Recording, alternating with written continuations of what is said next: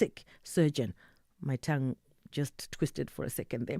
Founder of Young Hearts Africa, about baby's life-saving heart operation. That's all coming up on the show, but e-hailing, kicking off the conversation, and our lines are readily available. Give us a call, 086 000 2032, or send us a voice note. That's 061 410 410 if you're either an e-hailing driver, or you've been and you've quit, or you are just somebody who works within the e-hailing space. What has been your experience, and what are your expectations, and what are your grievances? Join us for this year's fundraiser, Jazz for Young People concert at the National School of the Arts on the 26th of July. This unique event, perfect for families, is a powerful celebration of youth, creativity, and community spirit. So bring the whole family to enjoy a wonderful day of world-class jazz curated by Zoe Mudicha, featuring the Parktown Girls Band, Tshwane School of Music, The Real DJ Zandi, Kutlotaro Jazz Band, and many others. Tickets are just 80 Rand and 50 Rand for kids under 12 via Quicket. Jazz for Young People is proudly brought to you by Standard Bank Joy of Jazz. The Health Professions Council of South Africa, HPCSA, has extended its call for nominations of suitable persons to serve on the HPCSA professional boards. All practitioners actively registered with the HPCSA may be nominated. Deadline for submissions is 31 July 2025. For more details, visit the HPCSA website, hpcsa.co.za.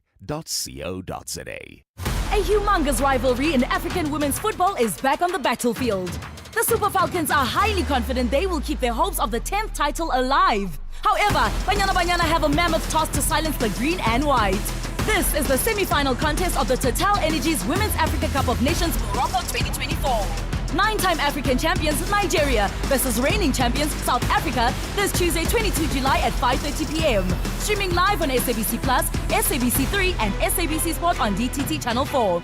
Also available on SABC radio stations at 6 p.m. Where Africa competes, South Africa connects. Proudly brought to you by SABC Sport. For the love of the game. Mzansi, for as little as 5 ronds, only 5 rand, you can play Powerball for an estimated 84 million rand jackpot this Tuesday. That's right, play Powerball for an estimated 84 million rand jackpot today, and you could be celebrating multi-millions. Buy your tickets now in store on nationallottery.co.za or mobile app, cell phone banking, or simply dial star 120 star 7529 hash for USSD. Panda Pusher Play. Players must be 18 years or older. Play responsibly. Ituba is the proud operator of the National Lottery. Bertha Charuma on SAFM. So, more than 100 e-hailing drivers protested in northern Johannesburg, citing unfair labor practices, blaming the industry for not being regulated enough. So, they gathered outside Uber's offices in Parktown, stating they were previously charged 20% for using the company's e-hailing service, and the rate had changed to 50%, affecting their profit from the business. Sharing your experience would actually maybe give us a broader perspective of what we're talking about. I'm talking about if you're an e-hailing driver here.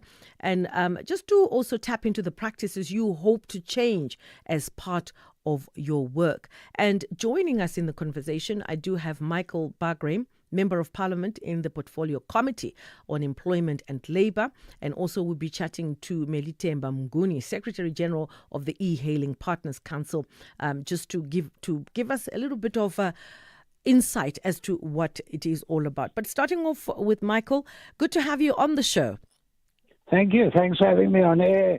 And this is a very, very important topic, and it affects not only the drivers but the using public. So it's important to talk about it and get to the bottom of what the rights and duties are of the drivers and the company. Yes, we really need to get to the bottom of it. So what sets e-hailing drivers apart from other employees in the labour market? Are they protected in any way? No, unfortunately, we're seeing a lot of that protection coming in Europe, mostly in England and in other jurisdictions. In South Africa, no. And this is the problem, because the e-hailing platform, call it Uber or any one of those platforms, they don't actually own the taxi. It's the biggest rental company in the world that doesn't own a car. It's the biggest rental company in the world that doesn't have employees. In other words, it's just a platform, and that platform they pay for.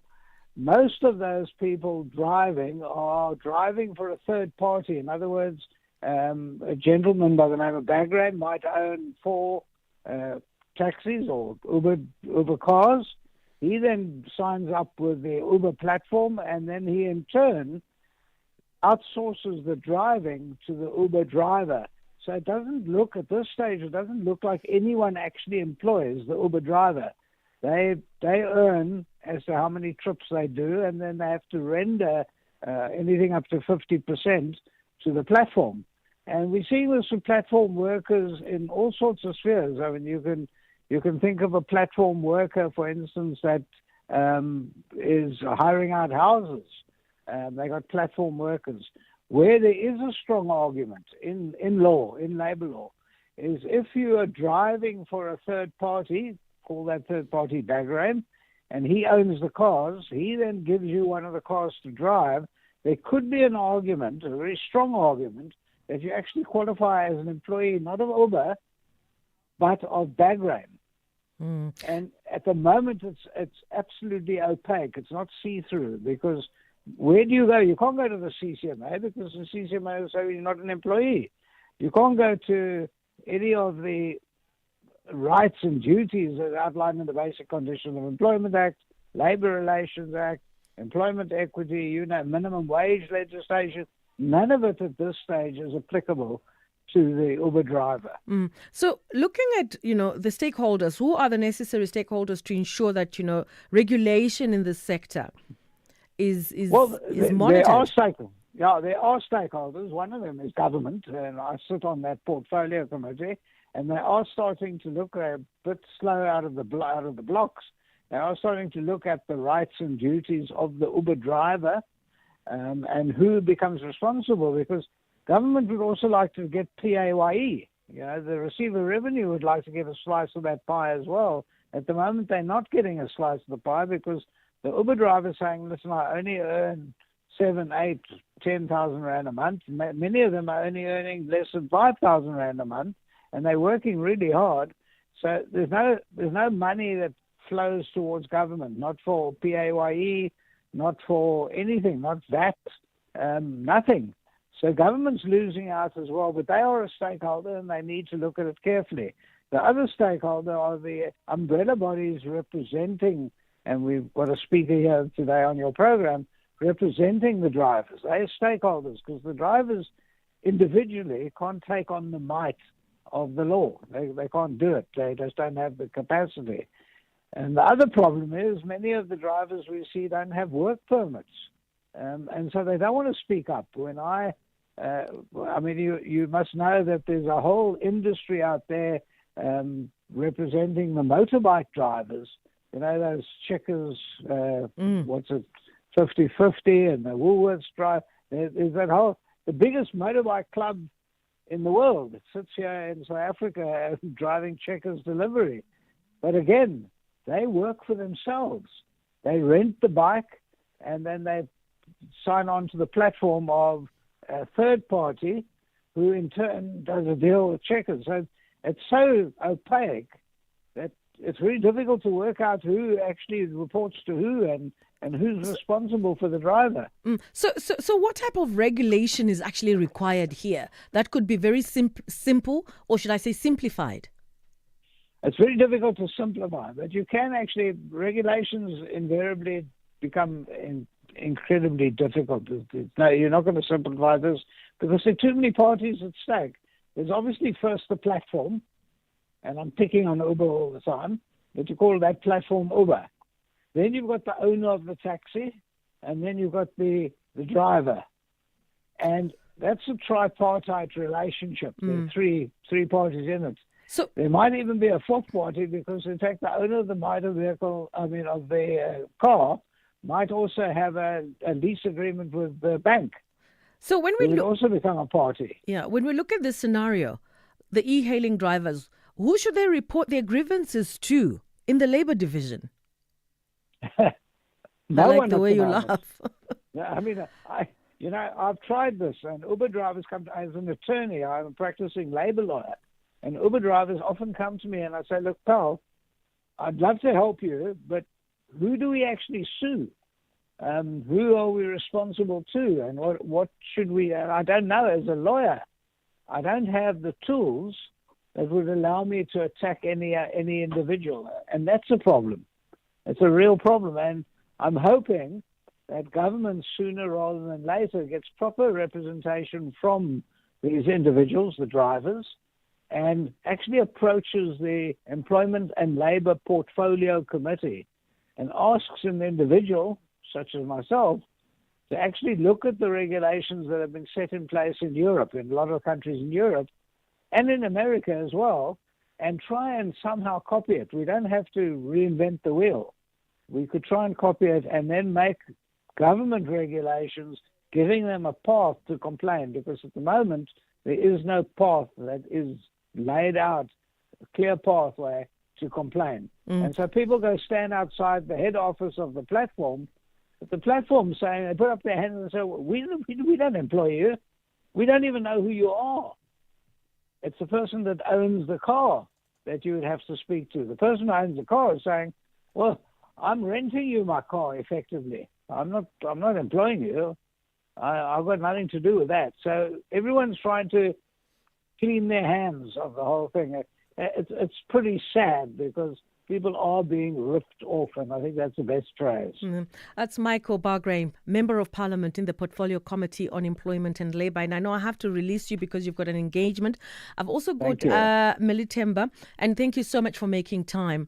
Let me now come to Melitemba. Welcome to the show. I think just briefly before we go to the headlines, something you can think about in the next 30 seconds, where you can actually take us through the work of the organization you represent, which is EPCO, E-Hailing Partners Council. And also I'll be taking voice notes on the other side, as well as calls. If you're an e-hailing driver, what has been your experience? What would be ideally perfect for your working conditions? You can give us a call on 086 000 2032 or send us a voice note 061 410 410 7. Let's go to headlines and we'll be back. Thank you, Bertha. On the news headlines on SAFM, I am Ondilambana, and a very good day.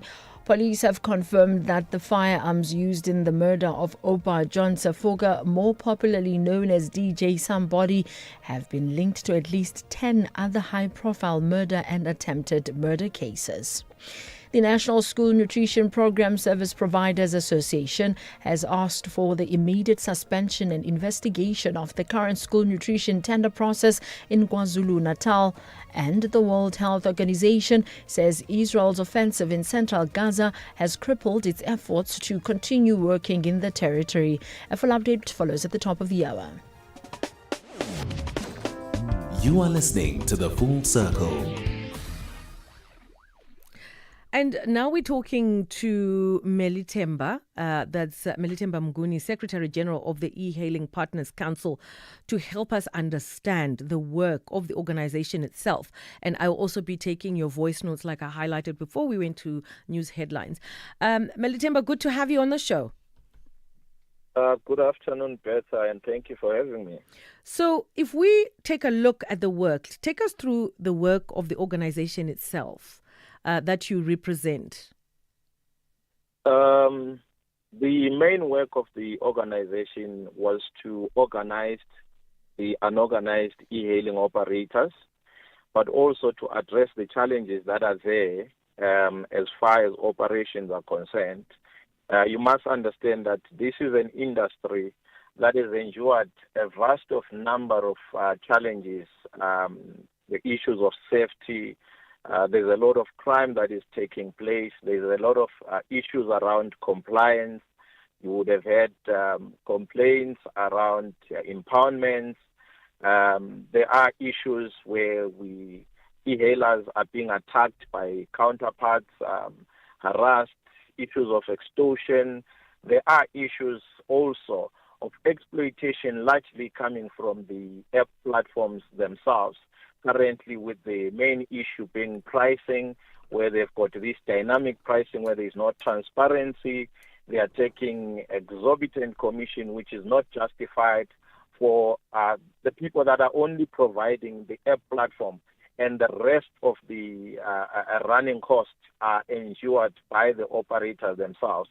So the organization came into the space to cover that gap and make sure that it represents the interest of e-hailing operators in making sure that they are able to operate their business. They are also profitable and provide a good service. Just looking at the system itself, I kind of get a sense that it was designed in such a manner that having someone who is responsible or someone who actually ends up having to take the responsibility, it becomes a bit of a challenge. So you've got a driver, what Michael said. Then you've got the car owner. Then you've got the individual who's a customer who most probably then gives you the job to say, you can come pick me up. So many parties. And who then is answerable in this instance for your grievances? Because one should know exactly which office to go to and which person to talk to. Indeed. This is a system that was designed deliberately to avoid accountability as much as possible. Like Michael said, this is a big company that owns no single vehicle, and is actually doing transport services all over the world. Now, the South African market also presents its own dynamic challenges, like you've just mentioned, the issue of the vehicle owner and then the driver. And you wouldn't find some of these dynamics when you go into other countries. You'd understand it will be myself driving my own car, or whether I've just been financed by the bank. But you don't have this scenario whereby there's someone who owns the car and there's someone who's driving the car. But the issue of accountability should always be there and has to be there. There are issues where the app platform itself should take accountability. There are issues where the owner of the vehicle takes the accountability, and the driver as well. It is a matter of having a will to regulate the space and making sure we cover the gaps that were created by the system. That's why you look in those developed countries, those governments have come to the party in making sure that with this system that was designed to deliberately avoid accountability, but they've come and said, look, the relationship that you have with these operators, you are actually an employer. And that's why on those sides of the world, they've had to go through the legalities of saying, as long as you are behaving in this way, it makes you an employer, because it is the app companies that decide on the pricing. It is the app companies that decide to activate and deactivate operators on the platform, to activate and deactivate vehicles on the platform. Even on issues of handling matters between the passenger and the operator or the vehicle, it is handled by them. But they would want to claim that, no, we are just a platform that connects drivers and operators. How do you then come to be the one that calls the shots in terms of pricing when you are just a platform? We've seen a lot of platforms. You've got your Airbnb, you've got your marketplaces. It is between the service provider, the seller, and the buyer that agree on the pricing. But on the e-hailing platform, it is the app platforms that decide on the pricing.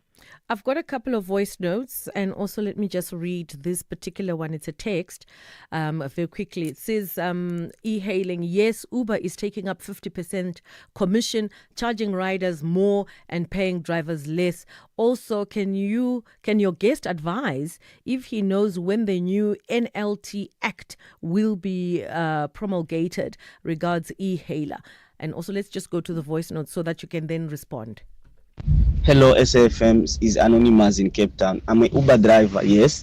Yeah, we need the government to assist regarding the issue of permit. The issue of permit, the Department of Transport, they are really scamming us. It can be you apply for the permit, and then when you apply, you complete everything, you pay the amount they ask for applying.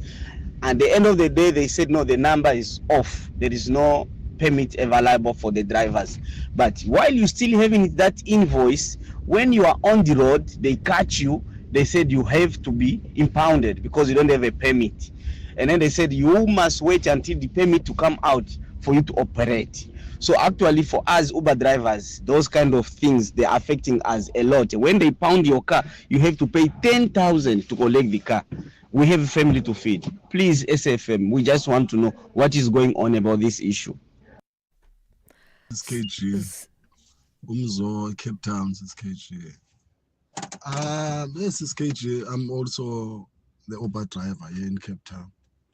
I even do have a permit, a meter taxi permit. We don't see anything. We are doing rent to buy and all of that stuff. We are suffering. We need the help from the government, really. And we are even paying a tax. Uber is taxing us left and right and center.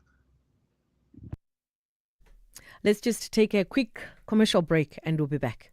If you think you cannot afford a lawyer, think again. Clientele Legal has made professional legal services affordable for you. Whether it's a civil, criminal, or labor-related matter, we have a nationwide panel of attorneys standing by to assist you. SMS SAFM to 32195. That's SAFM to 32195 and we'll call you back. Clientele General is a licensed non-life insurer and an authorized FSP. Standard rates and terms and conditions apply. SA Sport Awards reflect our collective nation-building spirit. Mzansi's sport heroes and heroines have shown resilience, persistence, passion, discipline, and world-class achievements in the sports fraternity. Nominees will be announced in August. Let us celebrate #IsInJustAGame. Catch the 18th Annual SA Sport Awards on Sunday 24 August at 7:30 p.m. on SABC Plus and SABC Sport on DTT Channel 4, then on SABC 1 at 8 p.m. Brought to you by the Department of Sport, Arts and Culture in partnership with SASCOG and SABC Sport. Celebrating sporting excellence.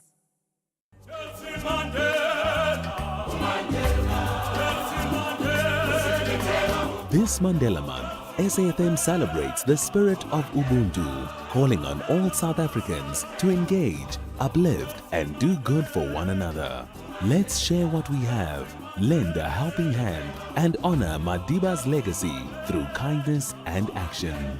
Join SAFM as we bring you powerful conversations, inspiring stories, and voices that drive change all month long. SAFM, leading the conversations that move us.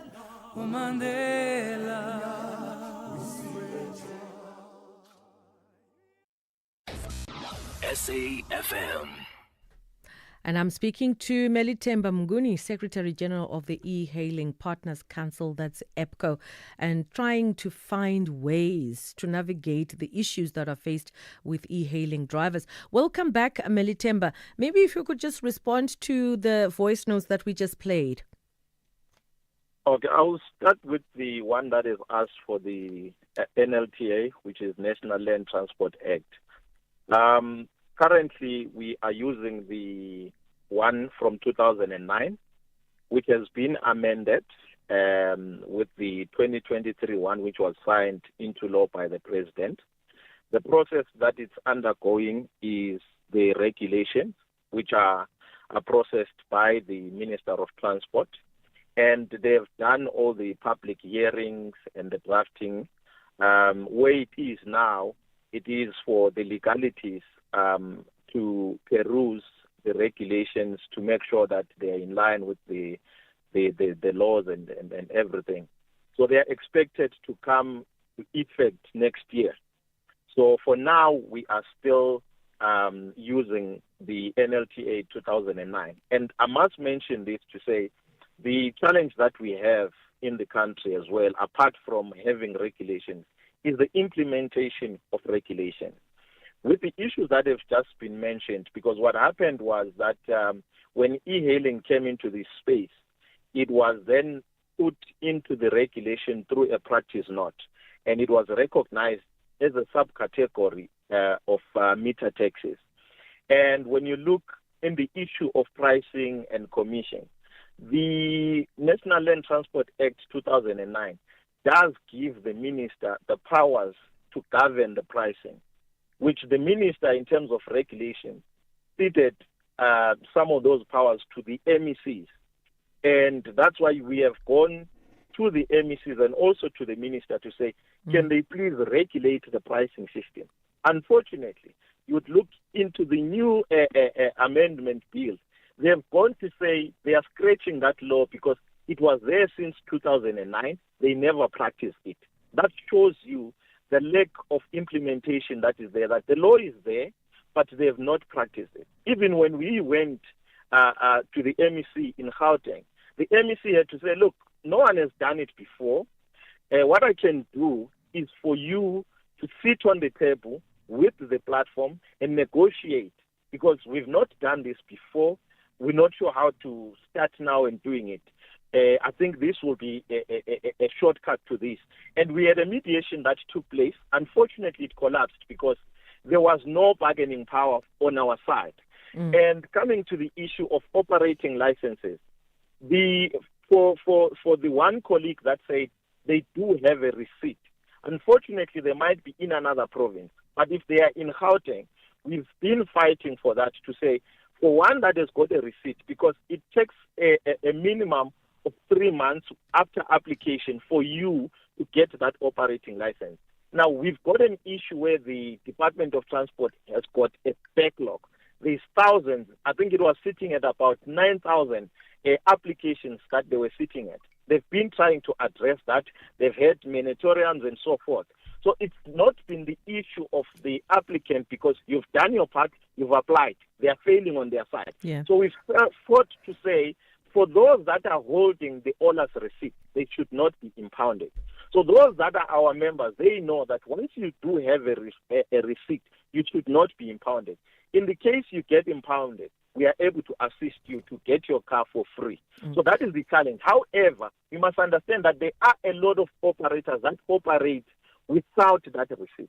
And as a result, they suffer the issues of impoundment.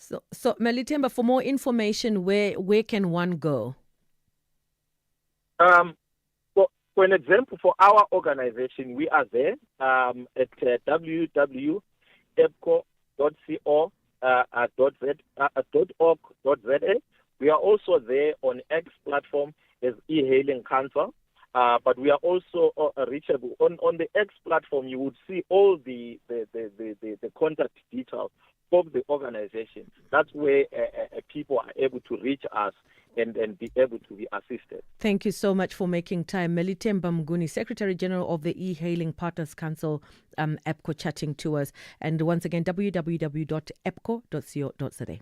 If you think you cannot afford a lawyer, think again. Clientele Legal has made professional legal services affordable for you. Whether it's a civil, criminal, or labor-related matter, we have a nationwide panel of attorneys standing by to assist you.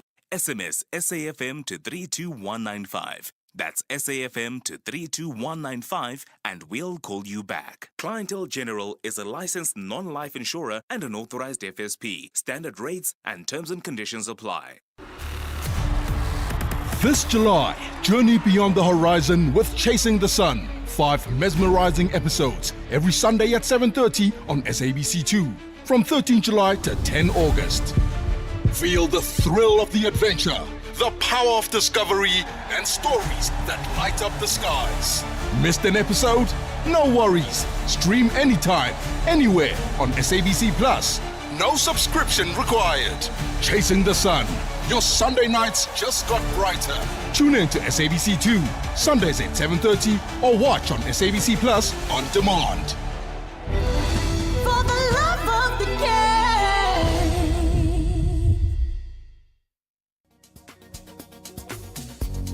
Hear the rhythm, Feel the heat at the Imbaula Music Festival in partnership with SAFM, where music, culture, and community come alive. Join us on the 2nd of August 2025 at Pretoria Botanical Gardens from 10 a.m. to 10 p.m. to vibe to Sanal musician Calvin Momo, Amanda Black, Zing Lumalo, Trompis, and many more.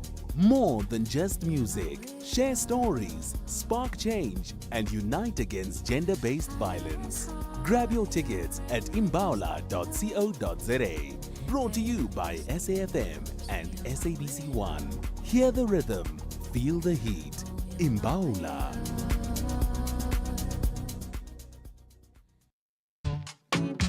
Stages, pages, screens, and more. On the Full Circle.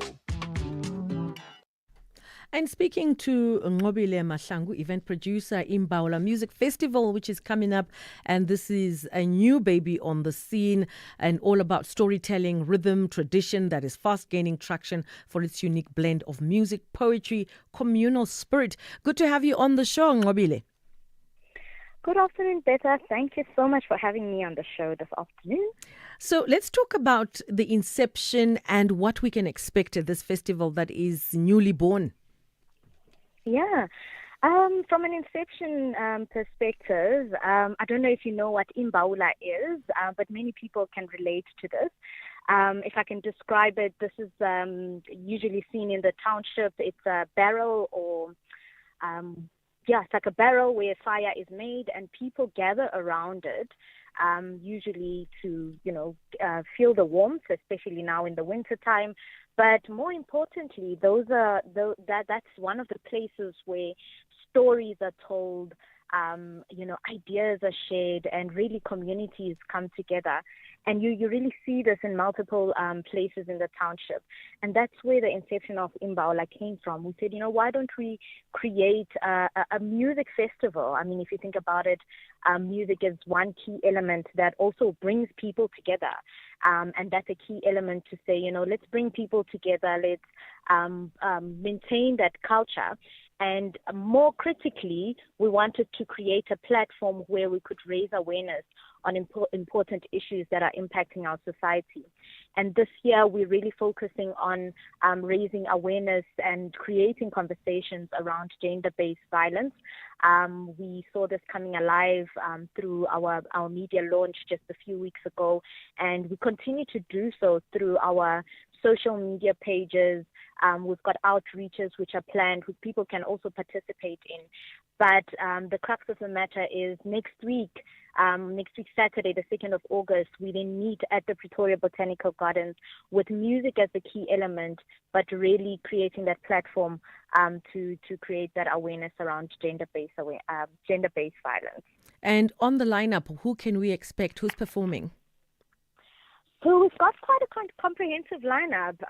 So people can expect to hear from Calvin Momo, Amanda Black, Sanal musician, Zingo Malo, Trompis, Belem Seni, all the way from Swaziland, Boloja. We've got some of our locals, Udino Cafe, we call him the president of Mamelodi. We've got the likes of Jay Konka. We've got Somizi Nhlongo also featuring as our MC. And we've got quite a number of artists who are also, upcoming from the local Pretoria. I see you're going to be, there are going to be workshops on storytelling, African spirituality. These are just some of the themes: environmental sustainability, mental health, and also you're going to be having food vendors. Maybe if you could just elaborate a bit on that. Yes.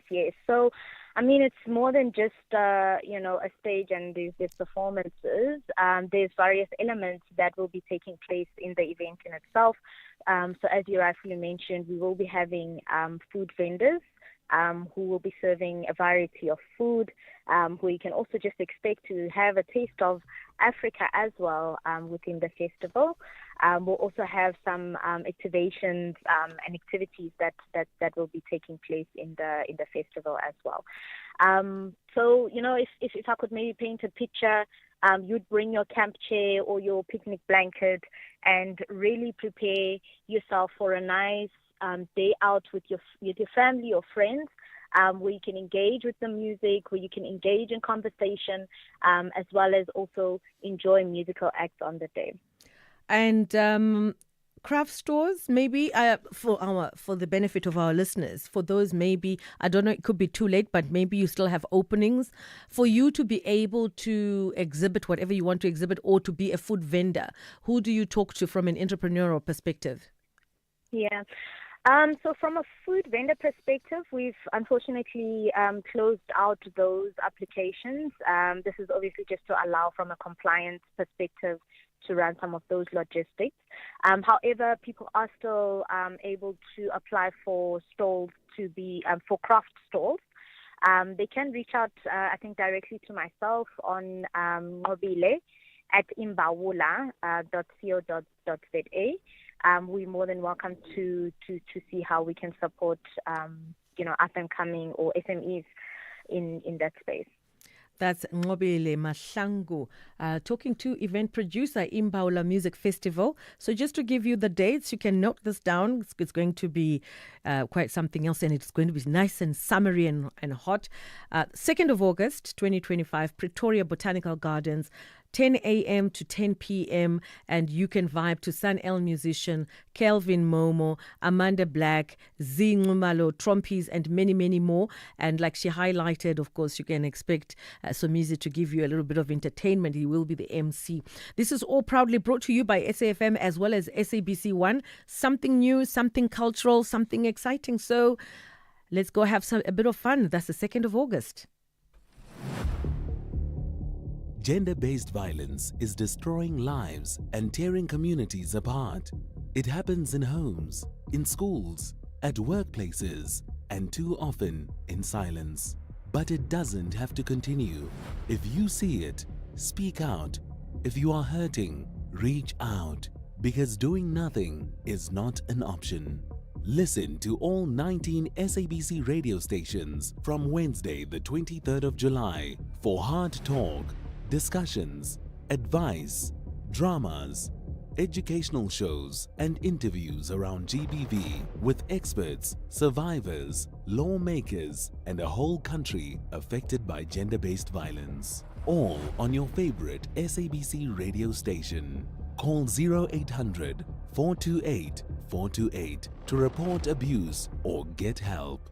GBV, it ends with you. This message is brought to you by the SABC. SAFM 104 to 107 nationwide. Leading the conversation.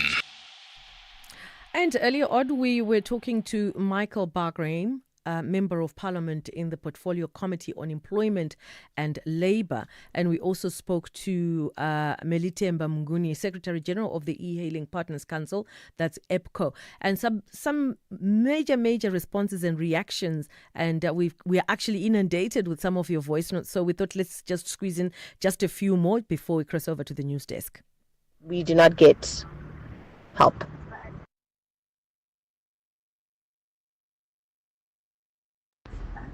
Good afternoon, Suzuki and the SAFM listeners. I am an e-hailing driver in Cape Town. I'd just like to outcry my plight. Honestly, we are facing a lot. We are talking about commission that is taken. They charging the rider more and they're giving the drivers less. The permit issue where they do not, the transport ministry does not want to, it seems, give the permit out, as well as the safety of drivers. We are talking about drivers that are being hijacked every single day. A rider can put a complaint that you look like a criminal and you could be deactivated from your account. Now you are playing nice to everybody. Even the prerequisite of vehicles, we pay so much for the maintenance of our vehicle, going through DECRA, making sure our car is roadworthy, and we do not get help. Hi, how are you? I'm an Uber driver in Cape Town. And then I just wanted to raise a point also about this Uber pricing and the commission. Uber is exploiting drivers. One is taking 45 to 50% commission on each and every trip a driver do. And then in terms of drivers also, the Uber system is fluctuated. There's too many drivers on the platform. Why? Because Uber right now is just approving drivers without driving licenses. Most 50% of the Uber drivers in Cape Town, especially in Cape Town, they are unlicensed, and also 50% of the Uber cars on the platform are not eligible on the Uber platform, because normally Uber says the cars must be 5 years and old, but right now you find a car which is 2010 model, you find it on the Uber platform. These Indians, they come to kill the business. Yeah, SSG, I trust you guys are doing well. It is really an interesting matter that we have you guys on the platform to actually get us to voice out. We really need to voice out. You are speaking to Anonymous from Cape Town. The issue of a driver and the owner of the vehicle and the percentage of Uber as well, it really perpetrates fatigue, and it's now a safety hazard, because Uber driver have to run through 3 of these e-hailing apps in order to ensure that the owner of the vehicle gets his money, and also the driver as well gets his money. And it is very, very fair that the Uber system or the e-hailing system should look at the percentage they take. I feel Uber is taking quite a lot. I'm not aware of any other platforms, but I think Uber is taking quite a lot if they're gonna be on 40%. It's really not fair. It's really not fair. I'm glad that we can voice out our views in this matter. Thank you, SAFM. Everyone is trying to survive, and scarcity of jobs, you start thinking, if I join the drivers, I'll be able to put food on the table for my children. So I've got one here that said, one protester who said that she now earns less than 5,000 Rand a month, while another, Victor Mpongo, said that drivers bear all the operational costs, including fuel, insurance, phone expenses. And in a written statement, Uber committed to ensuring that services continue. However, drivers said they will continue to down tools until they meet, to renegotiate and make sure that, the working terms are user-friendly. And these are some of the issues, I think, also those that have the authority to fix things, to step up and just do what needs to be done. If we are faced with a situation where unemployment rate is so high, and yet we've got a system that is functioning to alleviate that particular issue, and we don't fix that issue, you can only imagine or expect a mess out of it. So I suppose I'm not an Uber driver, I'm not an e-hailing driver, but who knows, maybe one day I will be. I think this is an issue that really needs to be addressed urgently. And we mustn't have this tendency of having issues and we sweep them under the carpet until it is an absolute mess. That's just my view. But anyway, your opinion, your views, you can still send us your voice notes. Hopefully we'll be able to squeeze them in right up until the end of the show. But for now, let's cross over to the news desk for news. It's 2.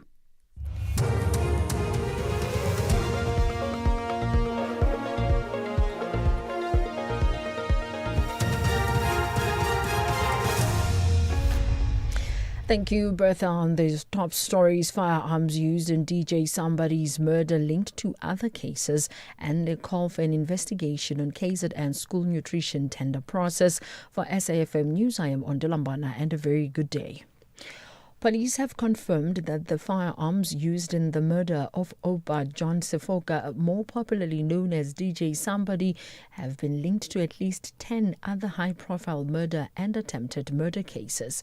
This was heard outside the Alexandra Magistrates Court north of Johannesburg, where 4 suspects appeared in connection with the DJ's assassination. Their case was postponed to next week, Tuesday. Businessman Katiso Mulefe, together with his 3 co-accused, were arrested in Gauteng yesterday afternoon. DJ Somebody and his 2 bodyguards were killed in a hail of bullets in Woodmead in November 2022. National Police spokesperson Atlanta Mate. At this stage, all those 4 firearms, including the 1 AK-47, is linked to at least 10 high-profile cases that include murder as well as attempted murder. So that is where we are in terms of that particular investigation. So our team has been working tirelessly on this case.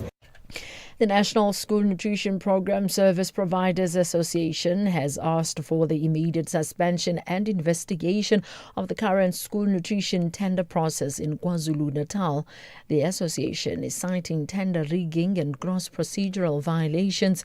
It says it has concrete evidence that the current tender process is being manipulated to serve the interests of certain individuals. The NSNP wants an urgent probe by the Special Investigating Unit and the National Treasury.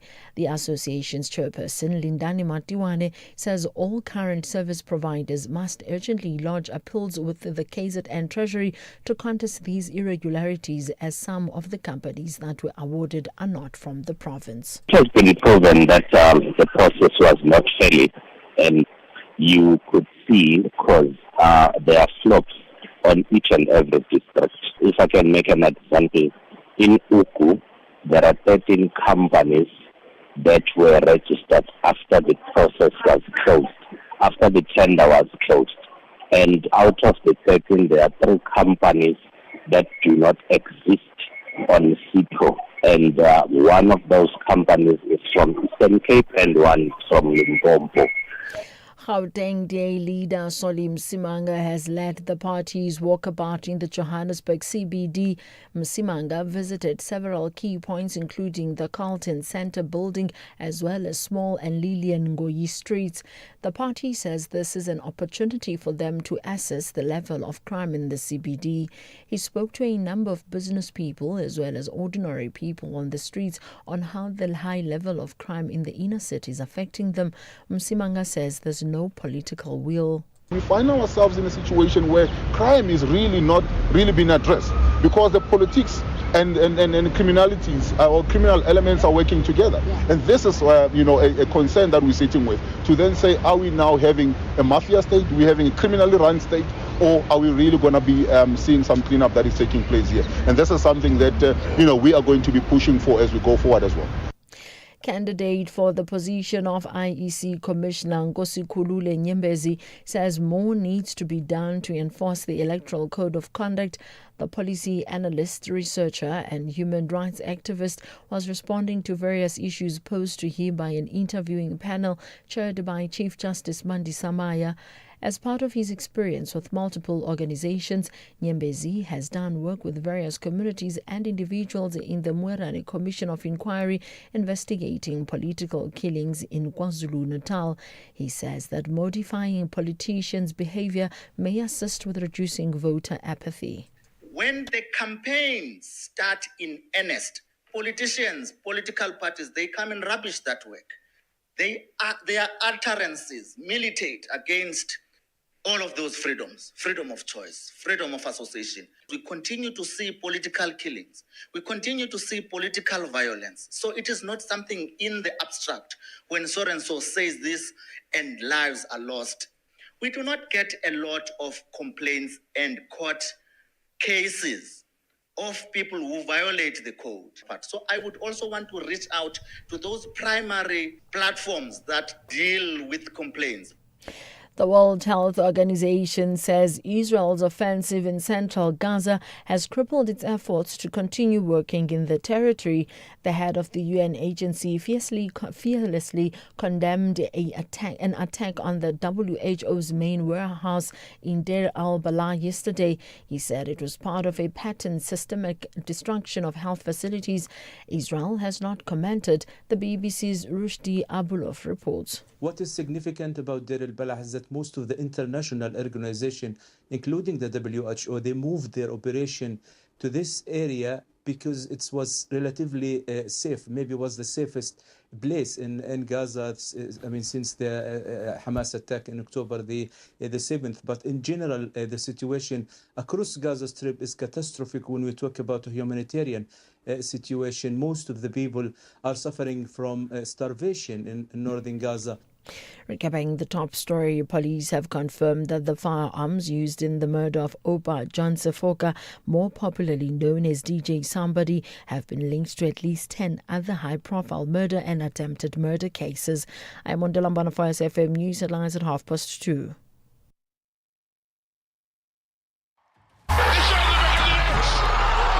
They both have a rich history of glory.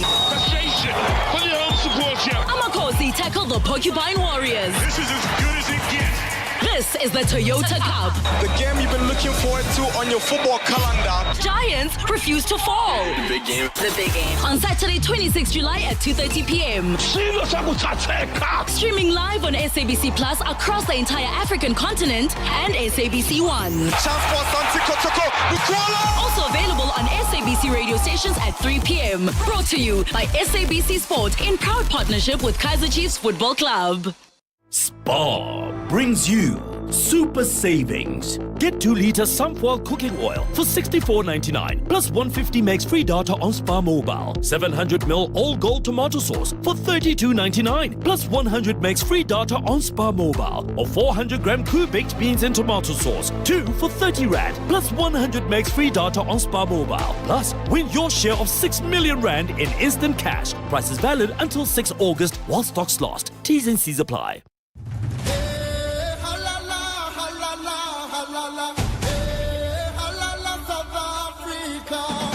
My name is Casey Gordon. I'm the Banyana goalkeeper. My favorite music is all over the place. I love listening to all kinds of things, but I'd have to say maybe pop culture. My favorite pet is my cat. I love cats. They're so cute. My cat's name is Bailey. My favorite dish is pizza. Obviously, it's not a great dish as an athlete, but I love pizza. When I'm not playing football, I love to be with my friends and my family, and I love playing netball as well.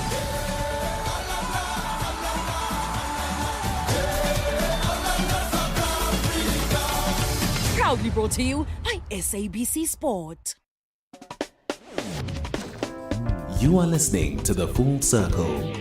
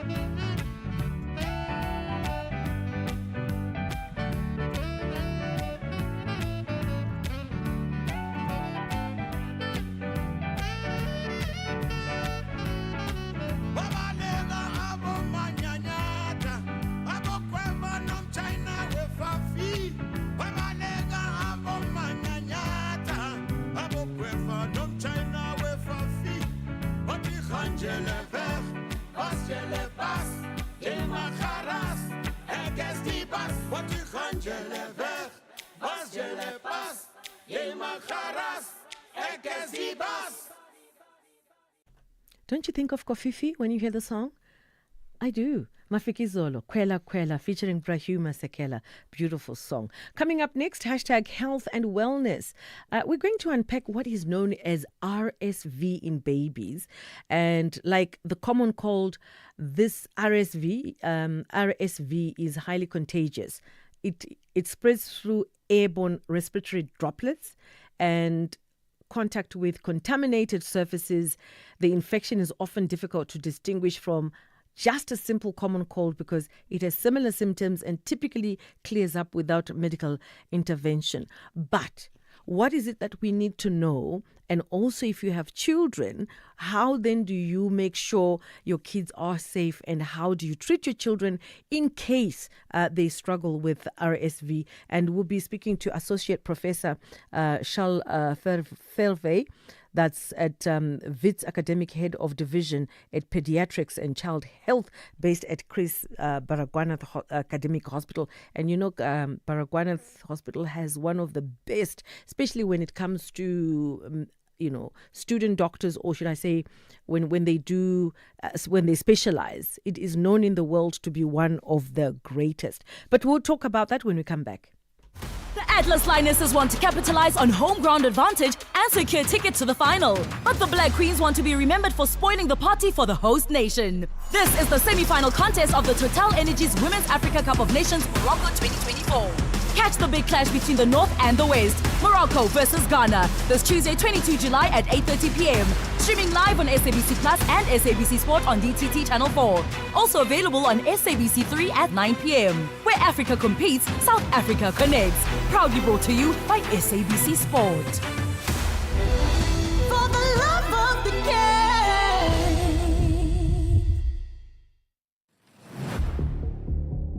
Gender-based violence is destroying lives and tearing communities apart. It happens in homes, in schools, at workplaces, and too often in silence. But it doesn't have to continue. If you see it, speak out. If you are hurting, reach out. Because doing nothing is not an option. Listen to all 19 SABC radio stations from Wednesday, the 23rd of July for hard talk, discussions, advice, dramas, educational shows, and interviews around GBV with experts, survivors, lawmakers, and a whole country affected by gender-based violence. All on your favorite SABC radio station. Call 0800 428 428 to report abuse or get help. GBV, it ends with you. This message is brought to you by the SABC. SAFM, in collaboration with the Standard Bank Joy of Jazz, brings you the Jazz for Young People concert happening at the National School of the Arts on the 26th of July 2025. Tune in to Seasons and the Soundtrack of Your Life, broadcasting live. This unique event is a powerful celebration of youth, creativity, and community spirit.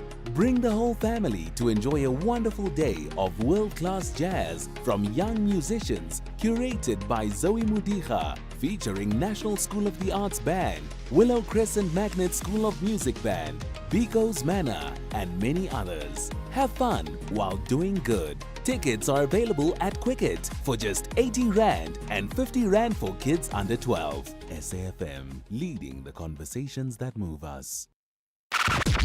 Bertha Charuma on SAFM.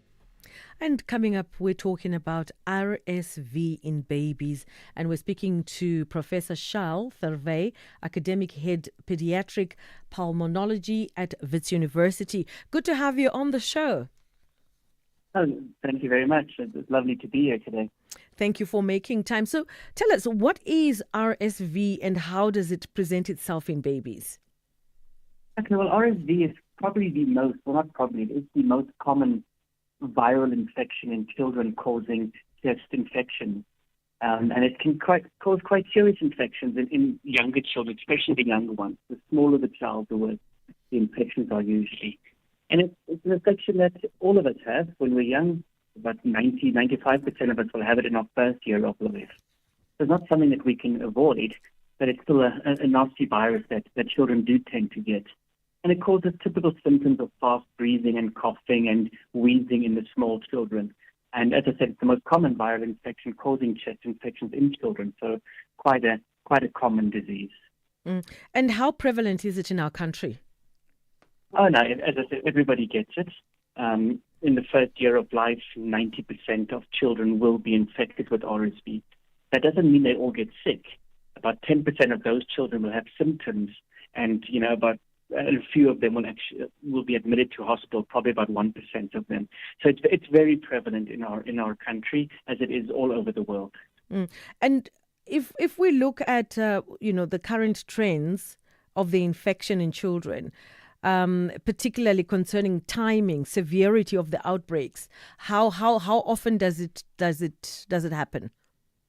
Well, that's probably the only good thing about RSV is that there's quite a specific season around the world where you know that RSV is going to be very prevalent. Where I am in Johannesburg, the season usually starts in February, after the rainy season has ended. And then it carries on through go through autumn into the beginning of winter, usually till about May, June, thereabouts. Then it starts tapering down. Unfortunately, that's also the time when the flu virus starts circulating around. So we have quite a nasty winter season in South Africa, with first the RSV season and then flu season after that. But it's very specific for that time of the year every year. And in terms of treatment, what interventions are available and accessible, especially in the public sector? In the public sector, very little. There's a lot of work happening at the moment globally, and vaccines are becoming available to try to stop RSV. There's still nowhere in the world is there a vaccine that we can give to prevent RSV yet.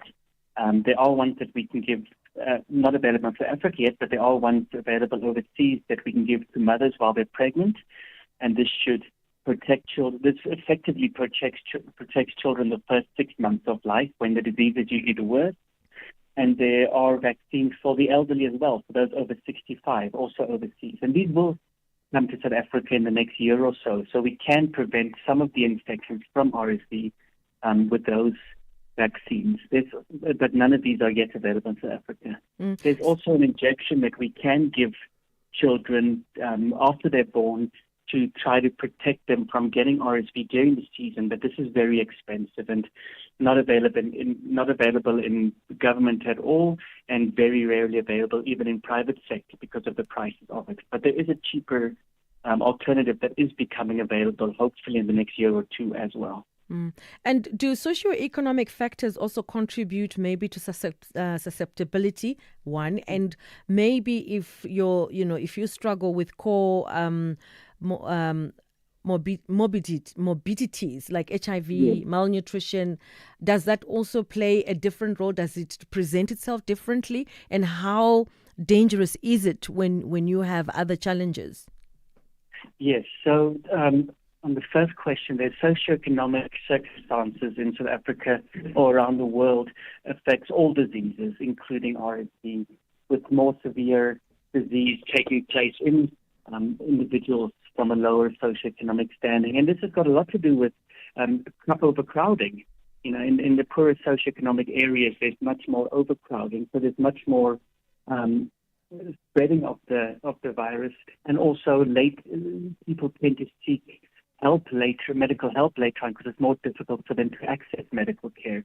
So socioeconomic circumstances definitely make a huge difference in the initial presentation or the severity of the disease. The second question of comorbidities, luckily for us, because we have quite a high HIV infectious rate in our country, luckily for us, HIV does not influence RSV as much as some of the other diseases do. But definitely children who are born premature, who are born small, children born with underlying lung diseases or underlying heart diseases, they tend to have much more severe disease than your healthy born term baby who's of normal weight.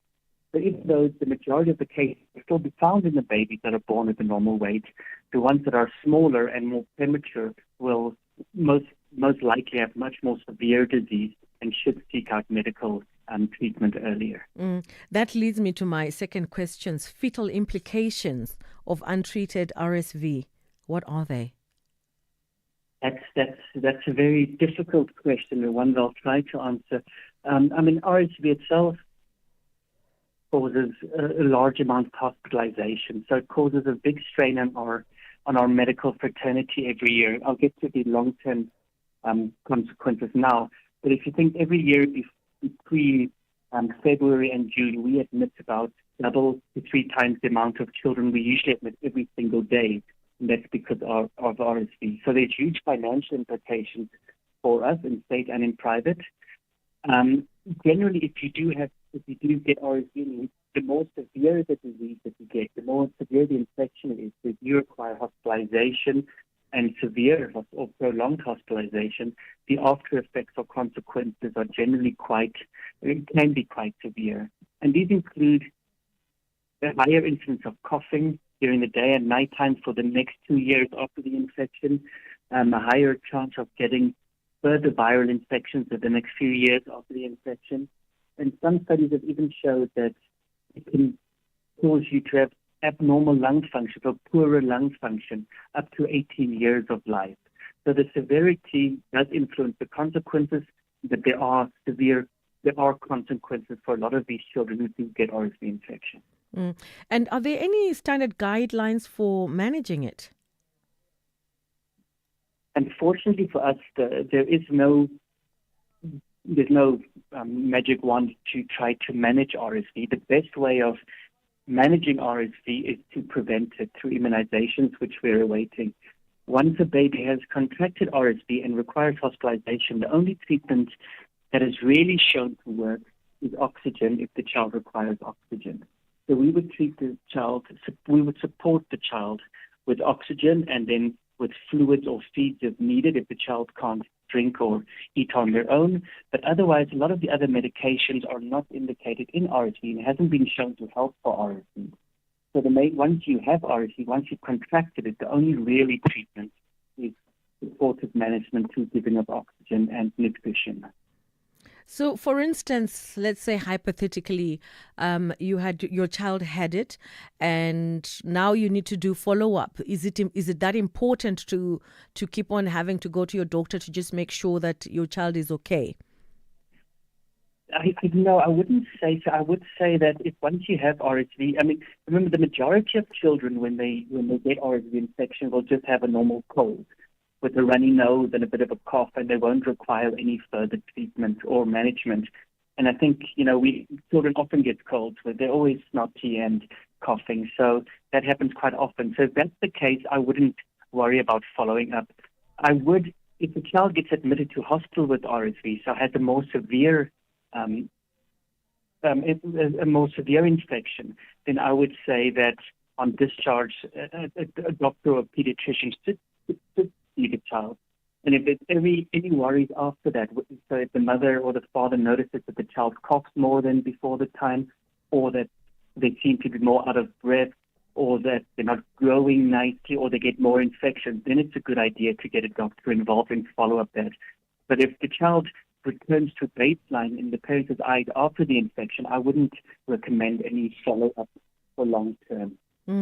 And with your extensive research background, what are the most pressing research questions that arise that need to be addressed to improve child health care in this regard? Child health, in this regard, I mean, the most important research, and there's quite a lot of that happening at the moment, thankfully, is trying to get an RSV vaccine as quickly as possible.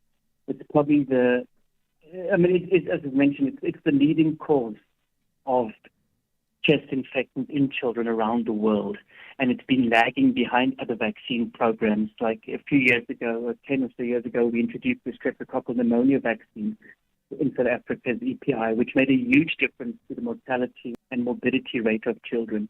And so for now, this is the last big frontier of vaccine technology that we don't have yet. It's a cure for, it's preventative vaccine for RSV. As I said, there's lots of work happening globally and here in South Africa, especially in Soweto, testing these new vaccines, and it should be available in the next 2 or so years. I think that's the most pressing need we have, is to get an effective vaccine so we can prevent the virus from infecting so many children and causing so much disease every year. And just before I release you, Prof, I think sometimes we always want almost like a cushion of sorts to say, you said preventable, that is if there's a vaccine. But in this instance, with what we have at present, what would be your advice, just your generic advice that one can actually start implementing as, like now? Yes. So, I mean, there's a few general things we can implement. And one is just looking after your general lung health, for that matter. So what's important is good nutrition. If you have good nutrition, you're less likely to get many infections or severe infections. So good nutrition is important for all our children. Another big evil that we can deal with is environmental tobacco smoke. First-hand smoke or second-hand smoke, any type of environmental tobacco smoke is very poor for the developing lungs of the children. And that's, I'm talking now while the mother is pregnant or after the baby is born. Any exposure to environmental tobacco smoke can harm the lungs. So if we can get rid of that, that'll take a big step as well. And then there are other things we can do. I would recommend for every child that every child in South Africa should get the flu vaccine every year, because that basically stops them from getting influenza infections every year, and it basically has a knock-on effect. It stops children from getting other types of infections as well. So if we can vaccinate against what we can vaccinate against, whether that's on the extended program of immunization or the added-on influenza vaccine, that would go a long way as well. And then I always give the advice, if somebody is sick at home and you have a child that's still very young, if somebody is sick and they want to come and visit, just ask them to come and visit after they're sick. We don't have to spread the germs. We can take a little bit of advice from what we used to do during COVID and just try to, if you're sick, wear a mask, stay away from children if you can.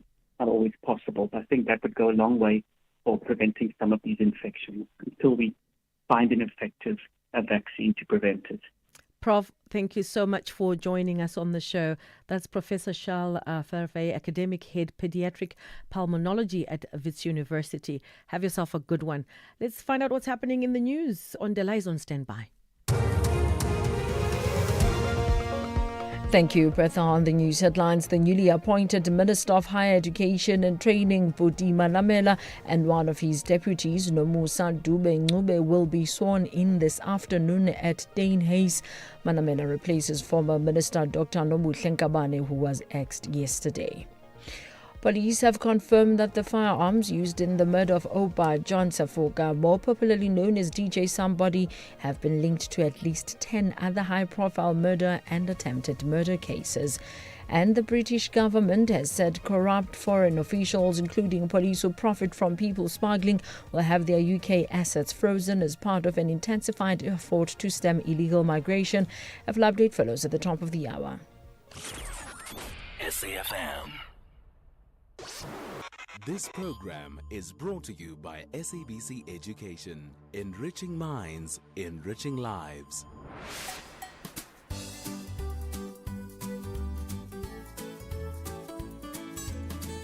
Hello friends and welcome to our Tuesday edition of Kids Corner. Today we're talking about something we all live with every day, rules. What if you could make just one rule that the whole country of South Africa had to follow? What would it be and why? Why do you think we have rules at school, on the road, or in public spaces like shops and parks? What do you think might happen if people don't follow any rule outside their homes? Can you think of a rule outside your home that you believe is really important? Why do you think that rules are created? Well, let's hear from some of our friends while you share your thoughts with someone next to you. Good day, friends. My name is Mutawu, an 11-year-old girl who attends Tshwane Christian School. My one rule would be to respect and love one another, because many people do not respect and love each other. Hence, there are so many bullying, abuse, and killings in our community and schools. Rules are made for one another to respect the other person and their boundaries. They are also made for maintaining order in schools or public places. The world would be a chaotic place and a disorderly place to live in. I think it's important to always help those in need. My rule exists because it helps the world to become a better place and it makes happy to help those in need. No, I don't think it's for everyone to follow the same rules. Why do I say so? Because everyone is different and not all rules apply to them. Thank you very much, friends, for listening to me. My name is Mutawu, and I am 11 years old once again, and I attend Tshwane Christian School. Thank you very much. Enjoy the rest of your day. Bye, friends. My name is Atimbeando. I'm 11 years old. A rule that South Africa should follow is not to litter, because South Africa will not be clean. I think we have rules at school because school will be chaos and everyone will come at their own time and no one will learn. I think we have rules at the road because there will be a lot of car accidents. I think we have rules at public places because we won't be safe if they were not. When no one follows rules, the world will be destroyed. I think rules exist because if we follow them, we're gonna live a nice life. Yes, because we are all equal in the law. Thank you. My name is Chantal Mushanga. I'm 11 years old and I go to Parktown Public School. If I could make one rule for South Africa, it will be to protect the environment and reduce pollutions. We have rules at schools, on the road, or in public places to maintain order, safety, and respect for others. If no one follows rules outside their homes, it will lead to chaos and harm to individuals and society. One important rule I think exists is wearing seat belts while driving or riding in a car. I think it's fair for everyone to follow the same rules because it promotes quality, respect, and safety for all. Thank you. Greetings everyone, my name is Blessing. I am 11 years old. If I would make one rule for the whole of South Africa, it would be that everyone must respect and help each other. I think we have rules at school, on the road, and in public to keep people safe and make sure everything works well. If no one followed rules, things would be messy, unsafe, and people could get hurt. One important rule outside home is stopping at a red traffic light. It helps prevent accidents. That rule exists to protect lives. I think it's fair for everyone to follow the same rule because they help us live safely and peaceful. Thank you everyone. Bye. Greetings everyone. My name is Bushale and I am 11 years old. I think rules are important because they help us maintain order, safety, and fairness. If I were to come out with a rule South Africans should follow, it will be 1 hour of community service for every citizen each month. This will help South Africa to be clean and beautiful country. Thank you. Good day, everyone. My name is Kara Kumalo and I'm 10 years old. The rule I would make is no one should have dangerous weapons or drink alcohol because alcohol will destroy our lungs and having dangerous weapons will hurt someone. The reason we have rules is so that the world can be under control. What will happen if no one followed the rules? The world will not be under control. The important rule outside my house is to respect everyone. The rule exists so that we can all respect each other. It is important for everyone to follow the same rules so we will not be under control. The important rule outside my house is to respect everyone. The rule exists so that we can all respect each other. It is important for everyone to follow the same rules so that it can be fair. Thank you for listening to me. Bye. Good day, everyone. My name is Mpumelelo Mangena. I am 9 years old. One rule that I will make in South Africa is that there should be no criminals. There are many things that they steal from us that are important to us. I think we have rules because things were not going well long time ago in South Africa without rules. If no one followed the rules, things would become a mess. The rule that I think is important is that we must be kind to each other. There are rules to keep us safe. Yes, I think it's fair for everyone to follow the rules so that we can respect each other. Thank you. Bye. Good day, everyone. My name is Nderezo Nasia, and I'm 8 years old. One rule I would make that must be followed by South Africa is that people must stop littering because it's not good for our health and the environment. I think we have rules for people to be safe from any danger. Everything will go terribly wrong if no one followed rules outside their homes. A rule outside of my home that is important is not to play on the road because it's very dangerous. Yes, it's fair for everyone to follow the same rule so that everyone is safe from harm. Thank you. Bye.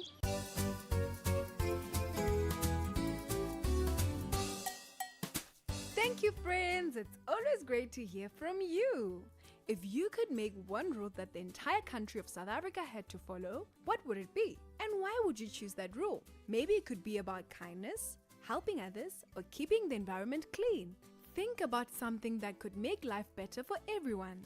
We have rules in many places, like at school, on the road, and in parks or shops. Rules are there to keep us safe, help us get along, and make sure everyone knows what's expected. For example, rules at school help us learn better, and road rules stop people from getting hurt in accidents. But what if there are no rules at all outside our homes?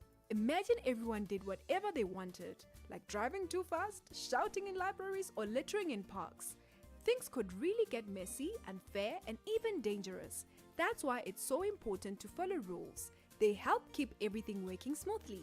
Can you think of a rule outside your home that you think is really important? Maybe it's stop at a red light, wait your turn, or no littering. Those rules exist to protect people, animals, and our environment, and they help us live together peacefully. And yes, it's important and fair for everyone to follow the same rules. When the same rules apply to all people, no matter who they are, it helps create fairness and equality. That way, no one is left out and everyone knows what's right and wrong. So again, what rule would you make for South Africa if you had the chance? Would it be about kindness, fairness, or keeping the earth clean? Whatever it is, your idea matters. because even one good rule can help make the world a better place. That's it for today, friends. See you next time.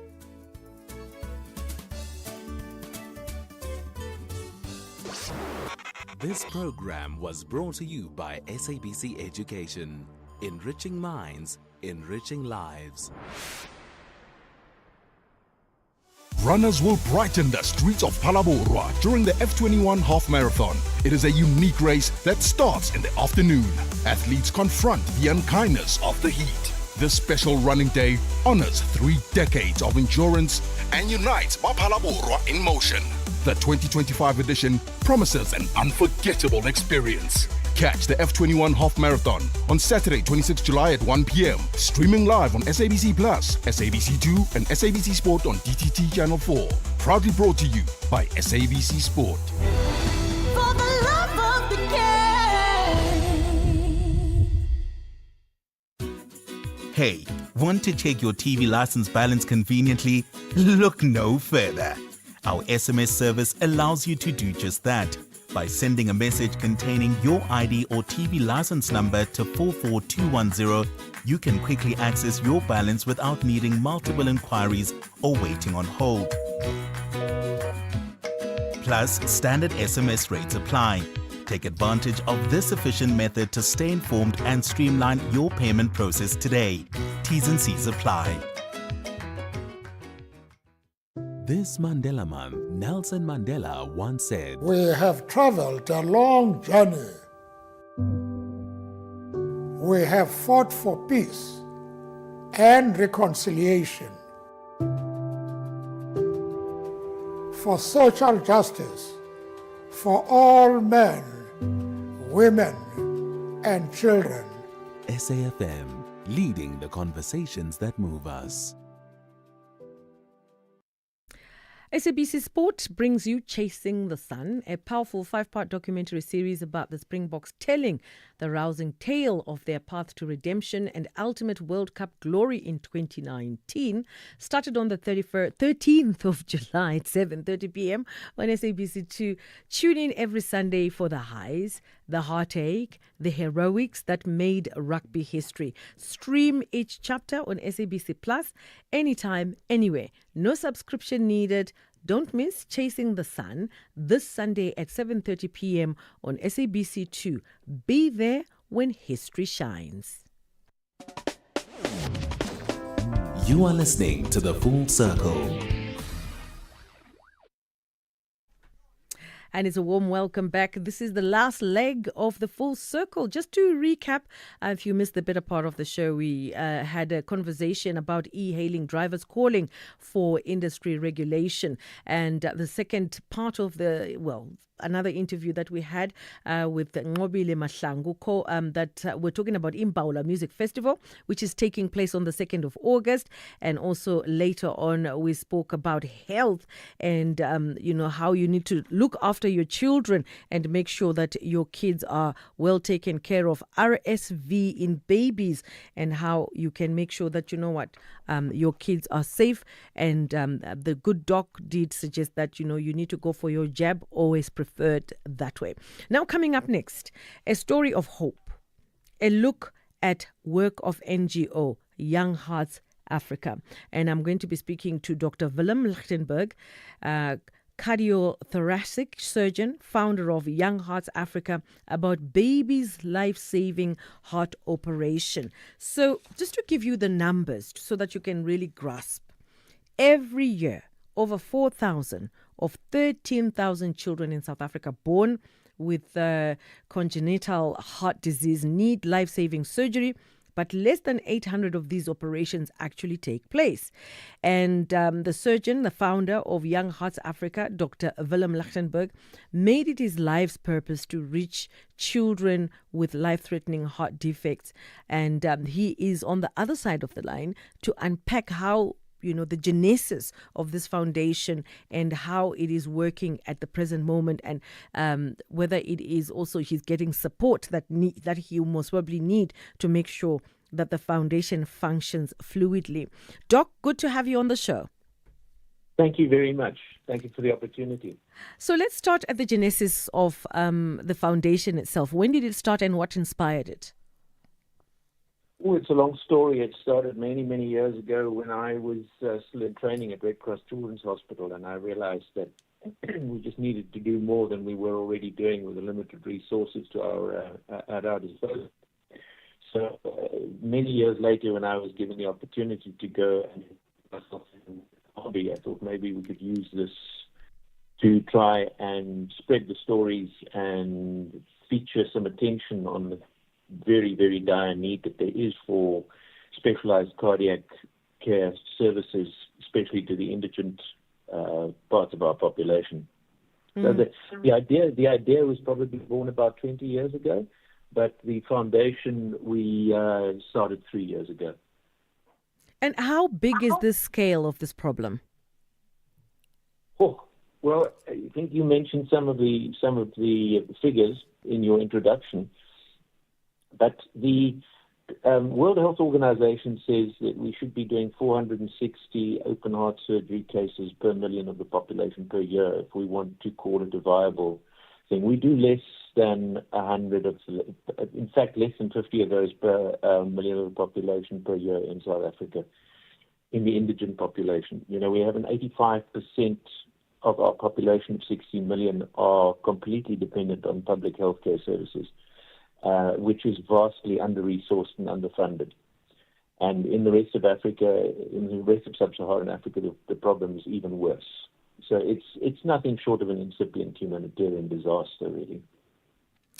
And I'm just going to take a small break so that we can really talk about this extensively. I know that you are aiming to facilitate 1,000 operations. That is in the next 5 years. And also, I'd also like to find out, you know, the common life-threatening heart defects that you've encountered in your work experience. Let's just take a small break. We'll be back. With the ever-changing financial landscape, it can be difficult to make sense of all the moves at times. Join me, Jimmy Moyaha, on the SAFM Market Update with MoneyWeb, Mondays to Thursdays, 6 to 7 p.m, as we break down the key market trends, top financial stories, and smart investment insights, all in one place. It's everything you need to stay financially informed and ahead of the curve.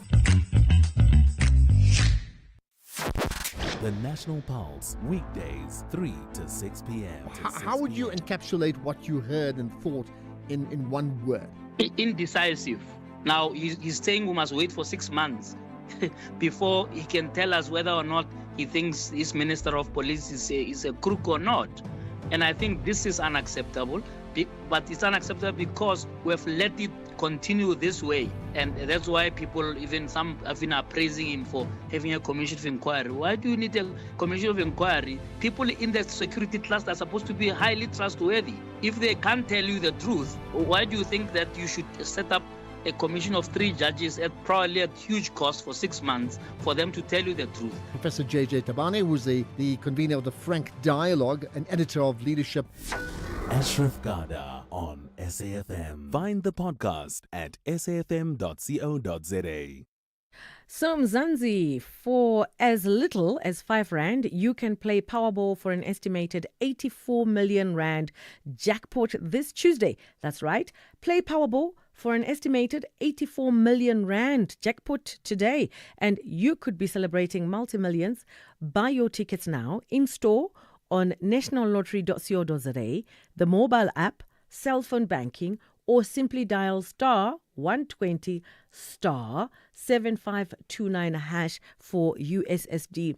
Panda Pusher Play. Players must be 18 years or older. Play responsibly. Ituba is the proud operator of the National Lottery. So, in partnership with SAFM, hear the rhythm, feel the heat at the Imbaula Music Festival, where music, culture, community come alive. Join us on the 2nd of August 2025 at Pretoria Botanical Gardens from 10 a.m. to 10 p.m. to vibe to Sun El musician Kelvin Momo, Amanda Black, Zingumalo, Trompies, and more. More than music, share your stories, spark change, unite against gender-based violence. Grab your tickets at imbaula.co.za, brought to you by SAFM and SABC1. Hear the rhythm, feel the heat, Imbaula. SAFM 104 to 107 nationwide. Leading the conversation. And on the line, I've got Dr. Willem Lichtenberg, and talking about the good work that he's doing. And just before we took a break, I was talking about, his challenge where his foundation is aiming to facilitate 1,000 operations in 5 years. That is a huge number. Doc, welcome back. Thank you very much. And do you think this is doable? 1,000 operations in 5 years? Nelson Mandela said it always seems impossible until it's done. I can imagine. So it's one. I just function that way. One has to set yourself a goal and try and get as close to it as possible. If you don't ask the question, the answer is always no. So it's just a plan that we built into our structure that we want to attack for the next 5 years, and then take it further after that. And some of the biggest challenges you face in achieving this ambitious goal, how is Young Hearts Africa working to overcome them? I would say that the biggest challenge is donor apathy. We have put in an enormous amount. We're a very small team of people. We've put in an enormous amount of work to try and get the message across. But people just seem to be very averse to parting with the kind of money that this kind of operation needs. And we really have cut the costs, and what we've done so far has been absolutely on a shoestring budget. But you can't attach a price tag to a human being's life, and it's actually mind-boggling what people are prepared to donate their money to and spend money on. And perhaps what we're trying to do is somewhat, and how shall I say, it's difficult for people to comprehend, because it might come across as being too highbrow and too technological and too expensive. But without taking away from any other philanthropic drives, that education and feeding schemes and so on are all very valuable. But a feeding scheme, for instance, you feed a person from one day to the next. If you offer them life-saving surgery, you offer them the rest of their lives.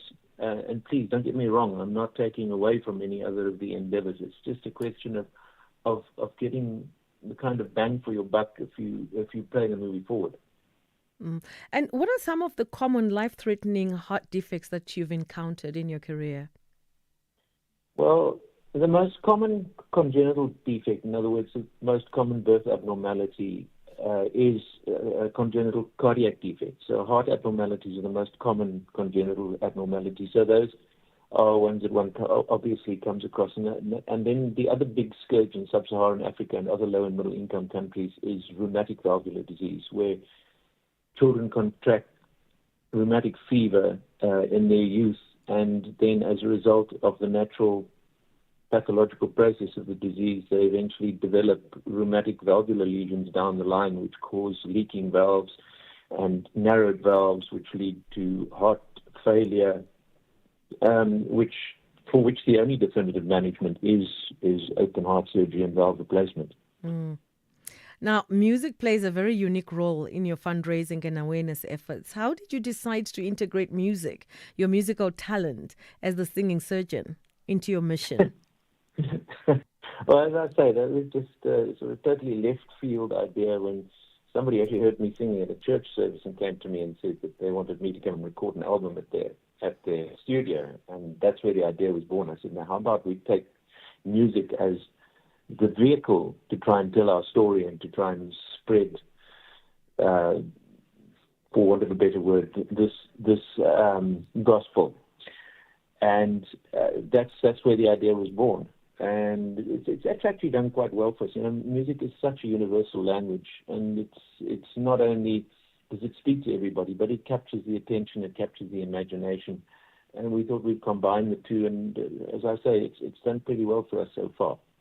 Now, we're talking about, operations that could be emotionally draining. It's such a major, financial burden. So let's say, for instance, someone brings in a child. If you could just, it's a brief walkthrough. What are the key stages that one has to go through? Let's say from coming in, I consult, I find out my baby has a condition. That's pretty much it. Look, the health system is structured in such a way that you have primary, secondary, and tertiary systems and structures that you pass through depending on the kind of disease you're dealing with. So typically, a congenital cardiac defect would ideally be diagnosed at birth, or if the child develops symptoms related to the incipient cardiac failure early in their life. And then they would be assessed at a primary healthcare facility, a clinic, and then referred on until they get to a tertiary center where they can have the necessary cardiological workup and the appropriate treatment can be instituted. And the problem is with the public healthcare system, which is so under-resourced and underfunded, this takes an enormous amount of time. And especially in certain congenital defects, it's important that the children get operated within a certain amount of time so that one doesn't eventually get permanent cardiac damage. And it's the time constraints where the problem lies, and the waiting lists that are just growing exponentially from day to day, and the people are not getting help because there are no facilities. So that's actually where we're trying to capacitate teaching and training institutions, because it's not just the problem is not just that of facilities and financial constraints. There's also the human capital which we lack in South Africa. As you can imagine, congenital cardiac surgery is a very, very specialized field of medicine, and it takes anything up to between 12 and 15 years from the day you enter medical school before you can start doing that type of surgery. And we just don't have enough of those experts in the country. We need to train more. And I know that you're also involved in discussions to develop a cardiothoracic training facility in Cape Town.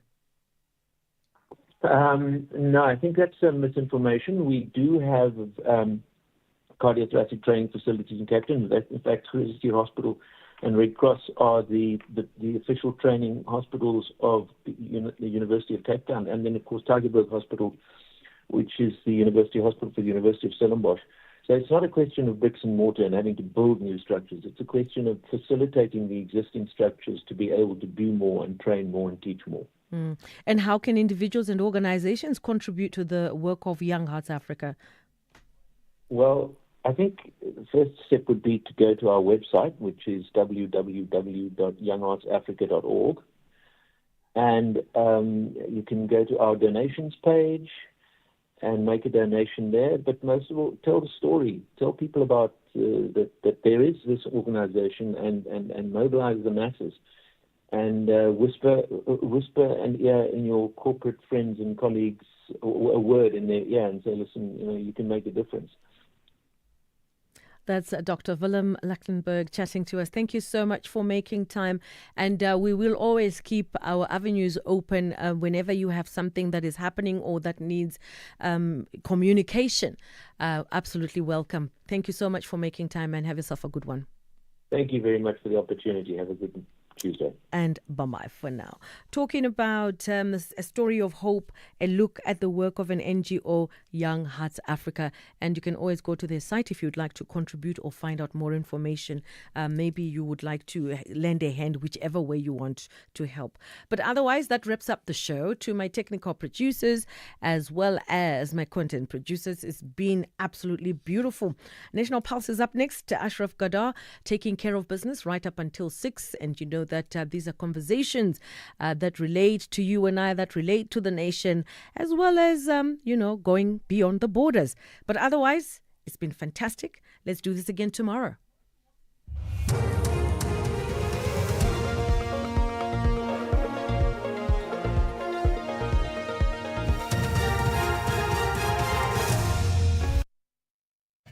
Thank you, Bertha and the team on the top stories. Manamela and Dube to be sworn in this afternoon, and corrupt officials assisting boat gangs to face sanctions in the UK. For SAFM News, I am Ondilambana, and a very good afternoon. The newly appointed Minister of Higher Education and Training, Buti Manamela, and one of his deputies, Nomusa Dube, will be sworn in this afternoon at Denhayes. Manamela replaces former Minister Dr. Nobuhle Nkabane, who was axed yesterday. Tabana's axing follows a public outcry after the appointment of SETA board chairpersons, which were said to be politically connected individuals. She later withdrew those appointments. Police have confirmed that the firearms used in the murder of Oba John Sefoka